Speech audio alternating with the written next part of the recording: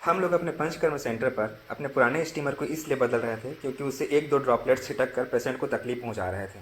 पर यहाँ हमारे नए स्टीमर से तो गर्म पानी के फव्वारे ही छूट रहे हैं। हो गया सत्यानाश। पंचकर्म चिकित्सा में मुख्य कर्मों की जितनी भूमिका होती है उतना ही महत्व होता है इसके पूर्व कर्मों का भी। और पूर्व कर्मों में सबसे प्रधान है स्नेहन और स्वेदन। स्नेहन के लिए जहाँ अभ्यंग और स्नेहपान का प्रयोग किया जाता है, वहीं स्वेदन के लिए पेटिका स्वेदन या फिर नाड़ी स्वेदन को प्रयोग किया जाता है। स्वेदन चाहे किसी भी तरीके से करें, परंतु हमें उसके लिए एक स्टीमर बॉयलर की आवश्यकता पड़ती है। परंतु हम व्यवस्था के रूप में कुकर को भी यूज़ कर सकते हैं। हमने भी यहाँ पर एक 5 लीटर का कुकर लिया हुआ है और उसके सेफ्टी वाल्व को हटाकर वहाँ से हमने एक पाइप को अटैच कर दिया है। स्वेदन करने के लिए हम कुकर में पहले पानी भर देते हैं और औषधियों का पोटली बनाकर उसे कुकर में डाल के इसे आग पर चढ़ा देते हैं। जब कुकर में स्टीम तैयार होता है तो वह इस पाइप से बाहर आता है, जिसे हम नाड़ी स्वेदन के रूप में या फिर पेटिका स्वेदन के लिए भी पेटी से अटैच करके यूज़ करते हैं और सर्वांग स्वेदन करते हैं। कुकर को स्टीमर के रूप में यूज़ करने का एक सबसे बड़ा नुकसान यह है कि हम इसमें अलग से वाल्व नहीं लगा सकते जो कि स्टीम को रोक कर उसका प्रेशर बढ़ा सके, और इसलिए जैसे ही स्टीम बनता है वह इस पाइप के थ्रू बाहर आने लगता है। इसलिए उसमें कोई बहुत ज़्यादा प्रेशर होता नहीं है और इस पाइप में स्टीम ठंडा होकर गर्म पानी के ड्रॉपलेट्स में चेंज हो जाता है, और जब वह बाहर छिटकता है तो पेशेंट को तकलीफ होने लगती है और वो जलने का भी खतरा रहता है। इसलिए पेशेंट्स इससे शिकायत भी करते हैं। हमसे भी लोगों ने यही शिकायत किया था। इस समस्या से बचने के लिए हमने एक नए स्टीमर को ऑर्डर किया, जिसका डिलीवरी आज हमें मिल चुका है। तो चलिए मैं दिखाता हूँ आपको अपना नया स्टीमर। यह है हमारा नया स्टीमर बॉयलर। यह देखने में तो काफ़ी स्टडी लग रहा है। यह 3 mm मोटे स्टेनलेस स्टील से बना है और इसका लुक भी काफ़ी हैवी लग रहा है देखने से। इस स्टीम जनरेटर में यहाँ पर एक सेफ्टी वाल्व लगा हुआ है जो कि ब्रास से बना हुआ है, और ये एक हैवी प्रेशर सेफ्टी वाल्व है। साथ ही यहाँ पर एक प्रेशर मीटर है जिससे स्टीम का प्रेशर माप सकते हैं। इसमें काफ़ी हाई प्रेशर के पॉइंट्स लगे हुए हैं। 10 kg प्रेशर तक का इसमें है, पर हमारे लिए 1 kg प्रेशर ही पर्याप्त है हमारे मेडिकल पर्पज़ के लिए। साथ में इसमें 2 नोज़ल भी लगे हुए हैं जिसमें वाल्व लगे हुए हैं। एक का उपयोग हम नाड़ी स्वेदन के लिए कर सकते हैं और दूसरे को हम परमानेंट फिक्स कर सकते हैं स्वेदन पेटी से सर्वांग स्वेदन के लिए। तो हमें पाइप को बार बार चेंज करने की आवश्यकता नहीं पड़ेगी, और एक बार इसे परमानेंट फिक्स कर दिया जाए तो ये दोनों पर्पज़ के लिए यूज़ होता रहेगा।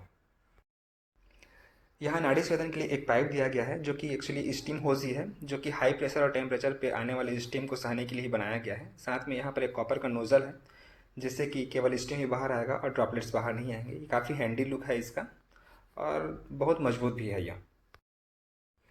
यहाँ पर एक केबल लगा हुआ है जो कि इस स्टीमर बॉयलर से अटैच्ड है। वह एक्चुअली एक वाटर हीटर से जुड़ा हुआ है जो कि 3 किलोवाट का एक वाटर हीटर है, और इस स्टीमर बॉयलर के अंदर वो लगा हुआ है पानी को गर्म करने के लिए ताकि स्टीम डेवलप हो सके। ये कोई बहुत ही कॉम्प्लिकेटेड इंस्ट्रूमेंट नहीं है, एक सिंपल सा वाटर हीटर ही है जो कि पानी को गर्म करके स्टीम में चेंज करता है। बस इसका सेटिंग इस प्रकार से है कि ये हमारे काम आएगा नाड़ी स्वेदन और स्वेदन पेटी में जोड़ने के लिए। चलिए इसको अंदर से देखते हैं। सारे नट को लूज़ करके हम इसके हेड को अलग कर लेंगे और इसके अंदर देखते हैं। यहाँ देखिए एक जाली लगा हुआ है जिसके ऊपर हमें अपने औषधि से बने हुए पोटली को रखना है, और उसके नीचे है एक इमर्सन रॉड जो कि 3 किलोवाट का वाटर हीटर है। जब भी हम इसे यूज़ करें हमें एक चीज़ ध्यान रखना होगा कि ये जो वाटर का कॉइल है, वाटर हीटर कॉइल है, वो पानी में हमेशा डूबा रहे, नहीं तो ये जल सकता है। हमें इसमें इतना पानी भरना है कि हमारा औषधि और ये वाटर हीटर का जो कॉइल है वो हमेशा पानी में डूबा रहे। अब हम इसमें पानी भर रहे हैं। पानी को हम पर्याप्त मात्रा में भरेंगे ताकि हमारा कॉइल और औषधि दोनों प्रॉपर तरीके से डूबा रहे। हमने स्टीमर में पानी पर्याप्त मात्रा में भर दिया है। अब हम स्वेदन के लिए स्वेदन औषधियों का एक पोटली बना लेंगे और उसे उस पानी में डुबा देंगे। इसके लिए हमने रासनादी चूर्ण और दशमूल क्वाथ का पाउडर लेकर उसे पोटली बना लिया है। अब हम उसे पानी में डुबा देंगे। हमने पोटली को अंदर डाल दिया है। अब हम इसके ढक्कन को लगाकर उसे पूरी तरह से टाइट कर देंगे और इलेक्ट्रिक प्लग से जोड़कर इसके हीटर को हम चालू कर देंगे ताकि स्टीम जनरेट होना शुरू हो जाए। एक बार जब प्रेशर मीटर पर 1 kg प्रेशर डेवलप हो जाएगा स्टीम का, तो हम इसे चालू करके देखेंगे और स्टीम हम यूज़ कर पाएंगे।